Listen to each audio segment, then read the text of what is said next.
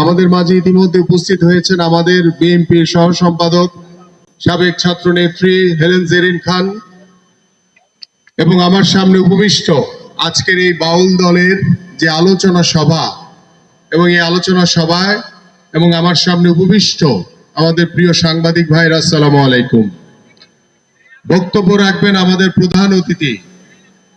আমি শুধু সংক্ষেপে বলতে চাই, আজকে যে বিষয়টি নিয়ে আলোচনা, বিপ্লব সংহতি দিবস।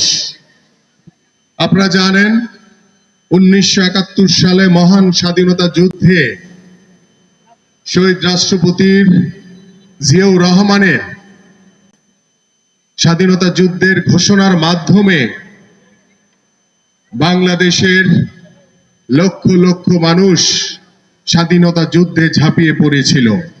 দীর্ঘ 9 মাসের যুদ্ধ করে বাংলাদেশ স্বাধীন হয়েছিল।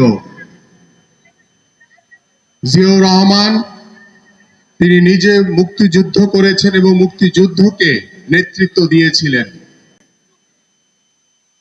উপস্থিত নেতৃবৃন্দ, তারই পটভূমিতে 1975 সালের 7ই নভেম্বর বাংলাদেশের সিপাহী জনতা শহীদ প্রেসিডেন্ট জিয়াউর রহমানকে মুক্ত করে বাংলাদেশকে নতুনভাবে স্বাধীন করেছিলেন।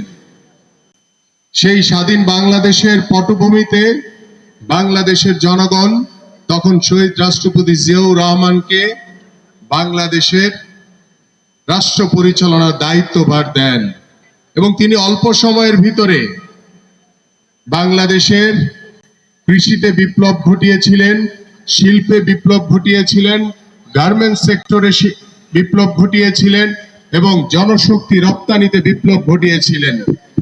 তারই রেখে যাওয়া বাংলাদেশের যে দৃঢ় স্থাপন, সেই স্থাপনের উপরে কিন্তু বাংলাদেশ এখন পর্যন্ত টিকে আছে।